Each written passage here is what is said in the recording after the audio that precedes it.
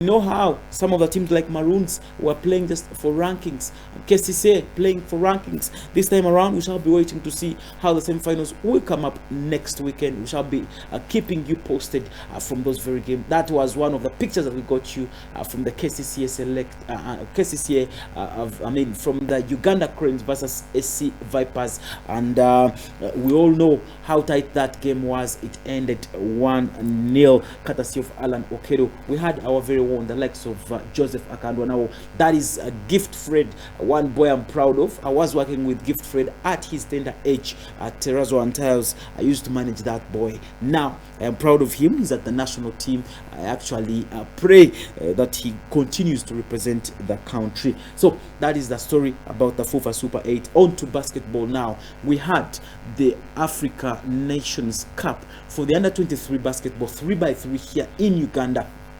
The countries that reported here in Uganda, the likes of Algeria, Senegal, Tanzania, Kenya, were all here, but Uganda managed to be triumphant, or to become triumphant within the ladies basketball league. The men's basketball, we lost out, but Uganda were the champions for the ladies basketball 3x3 under 23 Nations Cup. Now Uganda in women, we are the champions of Africa Nations Cup for basketball ladies. That is one impressive picture for you. It actually came through just after the what we can say final ceremony, the closing ceremony within the basketball fraternity. We also managed to have MVP, that is player of the tournament. She was there also representing Uganda. I really think when it comes to some things, we need to celebrate. We need to celebrate more, because Uganda is now taking shape when it comes to international sporting levels or sporting stages. We are now impressive. We are doing better. So elsewhere in men, Algeria became the champions for the basketball under 23 Nations Cup. So that is how now they have managed to perform. And Algeria punished us. They beat us within the semi-finals, so we could not go through that. And Algeria now are the champions of the basketball under 23 Nations Cup, which was here in Uganda. I will be bringing you more details of that tournament later in the afternoon when I come for the sports zone at 3 p.m. Elsewhere, I will take you to the FUFA Television Cup, the schools tournament that has actually been here since last month. But this time around, we all know who are the giant 8 teams that are going to Njeru for the playoffs or for the knockout stages. This time around, all the schools will gather at FUFA Technical Center in Njeru, where they will be playing 2 games, a 2-game header for each school against the other. Now, we all know that this is the round of 8, the quarterfinal that everybody has been waiting for. According to the results from the round of 16 that were held since Friday up to Sunday yesterday, these are the results that we got you from different schools, from different venues. However, this time around on Friday 9th August 2024, we saw St. Joseph's College Laibi hosting Lango College, and Lango qualified just after winning on aggregate 1-2. They drew 0-0 in the first leg. They won 1-2. That is, Lango College won 1-2 from the second leg. That was the return leg somewhere in St. Joseph's College Laibi. Lango went to St. Joseph's and won that game, so they qualified on aggregate. It was 1-2. Chibuli College was playing against Mengo Senior School, but the first game ended 1-0 in favor of Chibuli. However, when Mengo visited Chibuli, things turned around. We all know what happened, and that is it. For the second leg, it ended 1-2, and that means that meant that the aggregates were 2-2, which meant for Mengo to qualify just because they scored more goals away from home. And here the away goals rule was actually effective, and that means Mengo Senior School had to qualify for the next round, that is the quarterfinal.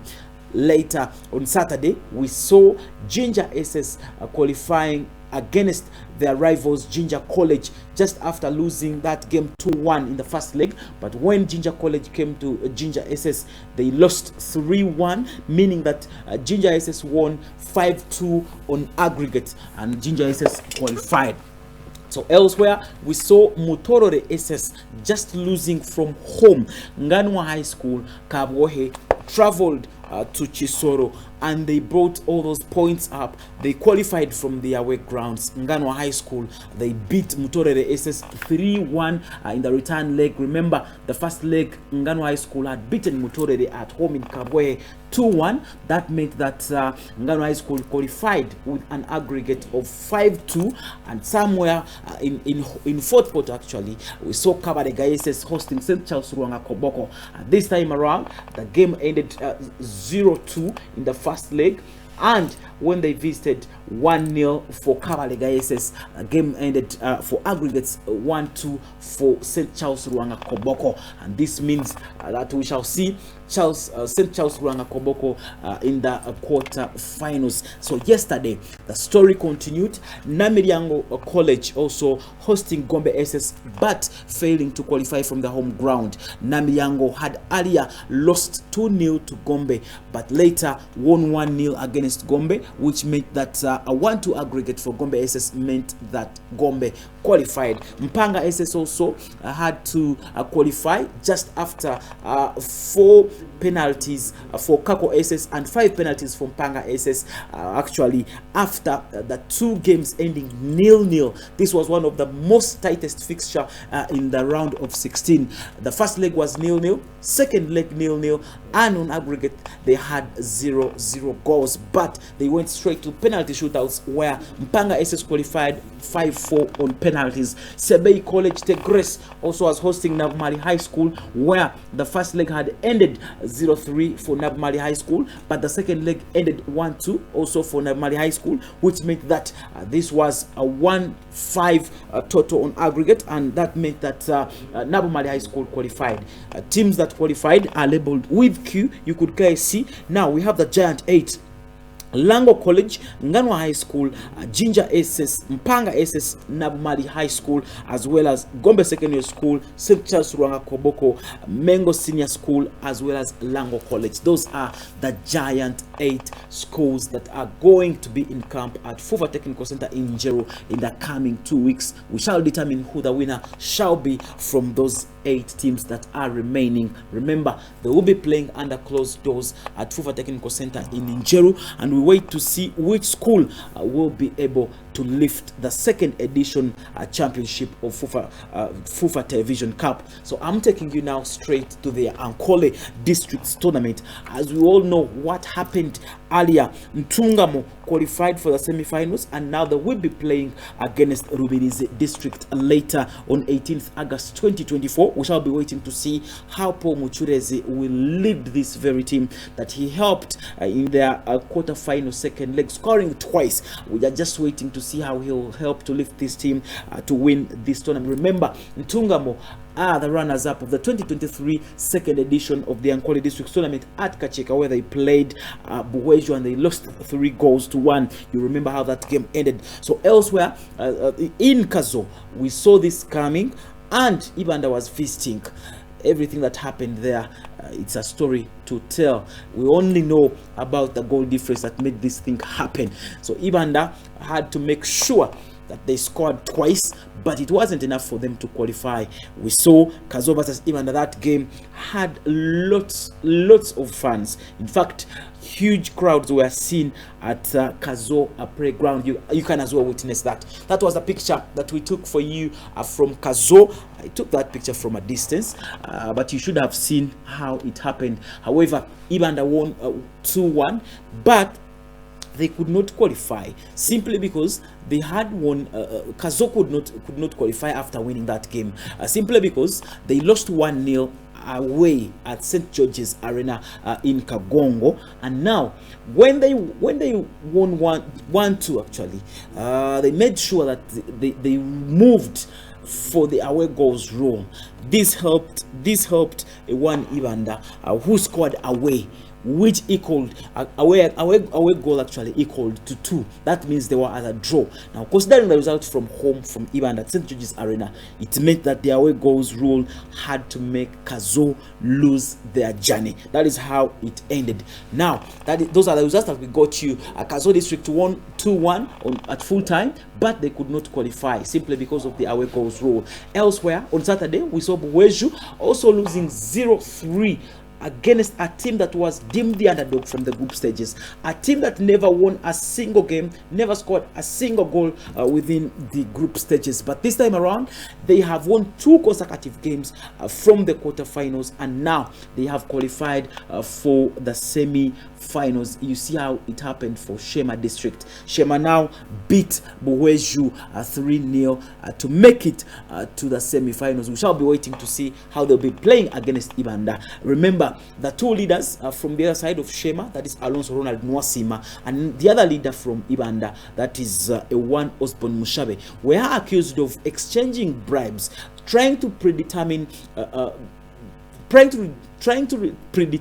the match results from some of the games. I just don't know if they will predetermine these games again as they are playing against each other. Now, taking you to Esivia, we shall have one of the first preliminary rounds of the Total Energies CAF Champions League game 2024-2025, and this game has actually been hiked, especially in terms of prices. The ticket pricing has been so high. Everybody is complaining about this. VIP tickets will be going for 100,000 and ordinary tickets will be going for 50,000, and these games will be played at Mandela National Stadium in Nambole. The first leg will be on 17th August. That means it's earlier this very week, 17th August 2024.